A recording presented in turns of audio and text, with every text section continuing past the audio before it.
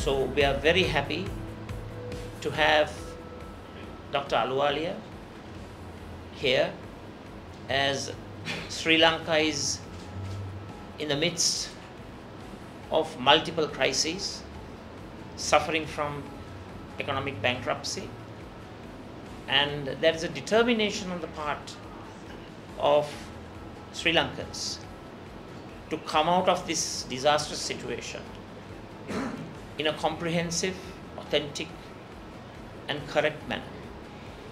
And we believe very sincerely that we have a lot to learn from the Indian economic transformation that came about after realizing that the way forward through the socialist systems were unsustainable, and that change had to take place, changes that were difficult, changes that are revolutionary, changes that are path-breaking, but changes that had to happen. We in Sri Lanka realize that we have to change for the better, and in progressing through changes, we would like to have the lessons learnt of the Indian economic revolution. And as a start, I would like to pose to you, Dr. Ahluwalia, how did you all formulate the substance of the changes? How were they ascertained? Was there a economic scientific analysis which you all got involved in order to arrive at the policy prescriptions?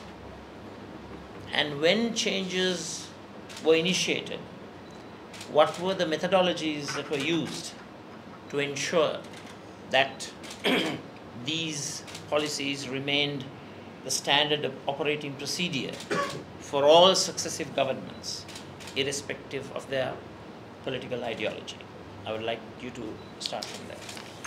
Because when I think about it, one of the things that surprised me, there was a lot of analytical work saying that what India was doing was wrong.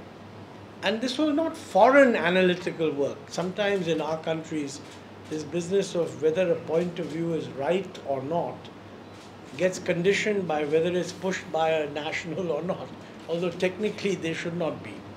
But you know, Jagdish Bhagwati, Padma Desai, T.N. Srinivasan, even our chief economic advisor at the time had written quite extensively on the trade distorting effect of many of our policies.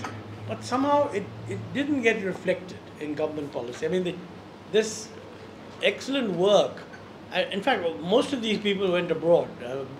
Jagdish Bhagwati went abroad, Padma Desai went abroad, T.N. Srinivasan also went abroad. But I was only collecting together what you might call a reasonable professional consensus that this is what India should do. Of course, this consensus was also reflected in what the World Bank and the IMF, not so much the IMF, the World Bank, was often saying. And this was one of the criticisms, that saying this fellow is just repeating the World Bank nonsense. Now, you know, I had to make the point that, look, this reflects an international consensus. So it's not surprising that the World Bank is saying the same thing, because we've been saying it internally too. But somehow this got forgotten. So the analytical basis of the change was very much there. Now the question is, what was the political environment in which this had to be done? You know, Dr. Manmohan Singh, who was the finance minister who implemented all this, I was secretary in his ministry. I mean, he was himself an academic at one time, and he spent a lot of time explaining things, particularly in Parliament. We used to notice that the usual approach in the Ministry of Finance in answering parliamentary questions is to evade the answer. So if if an answer had, the joke used to be that if the question was in three parts, A, B, and C, then the bureaucrat's ideal response would be A, no, B, no, C does not apply. Manmohan Singh used to tell us that, look, people are raising questions because there are concerns. Don't answer these questions in a narrow way, that you've asked this question, this is not true. Try and educate the public with your answer. And he used to do a lot of that. And I think we need to do a lot more in general of that approach. You know, people often felt that, wrongly feel, I think, that if a policy is explained, that somehow politics will suspend itself. We will be completely different from the present law. But what the investor is hoping is that, look, obviously they're hoping for improvements. No policies should remain fixed.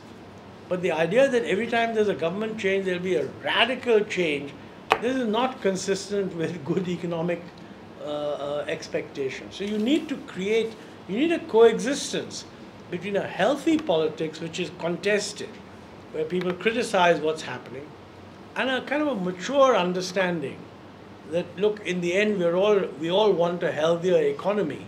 So when the government changes, whatever is good will continue. And I think we had a very good example of that in India very recently.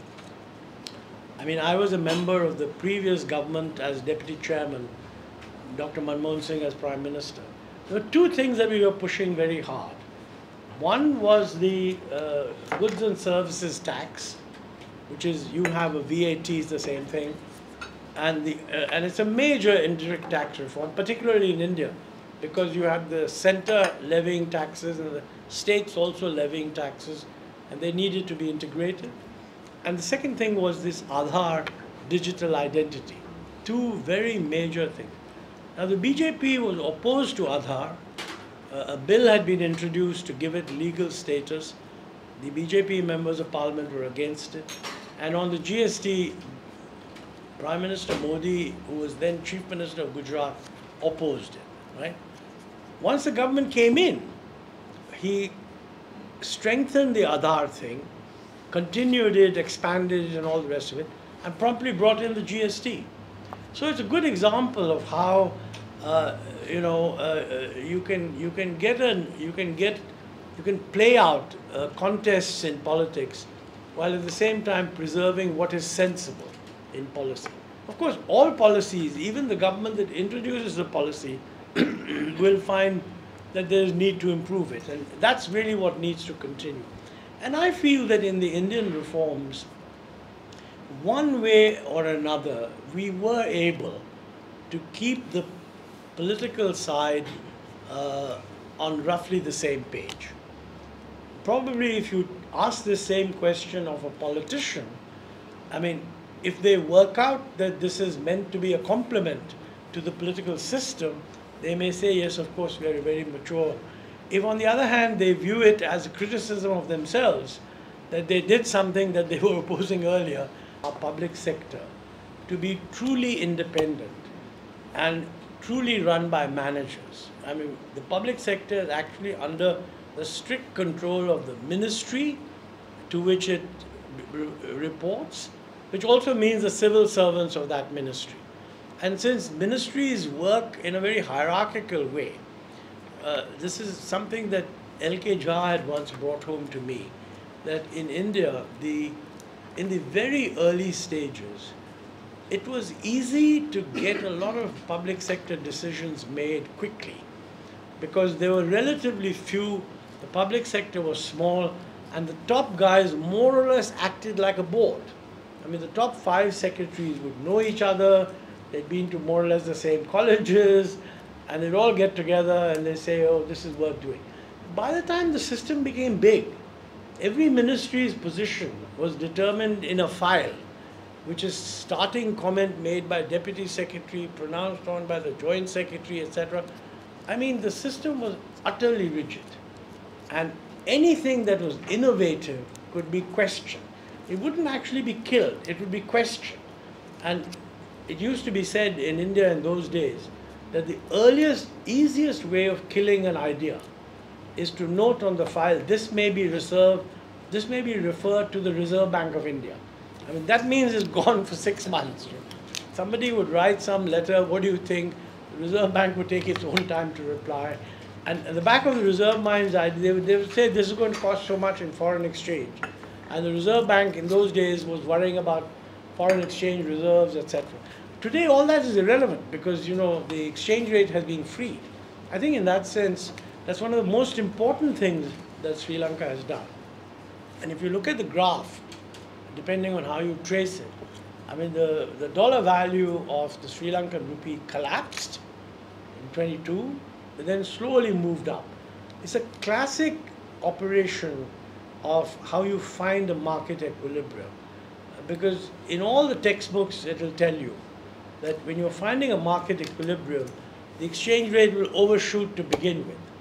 And in a way, it's only after it has overshot and market participants begin to feel that, you know, I think this thing is now a bit too depreciated, it's going to climb back up again, a lot of money starts coming in.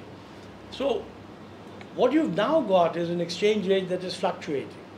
And since it has dropped so much and then come back again, if it goes up and down a little bit, probably you will in due course find it relatively easy to manage. And we had this problem.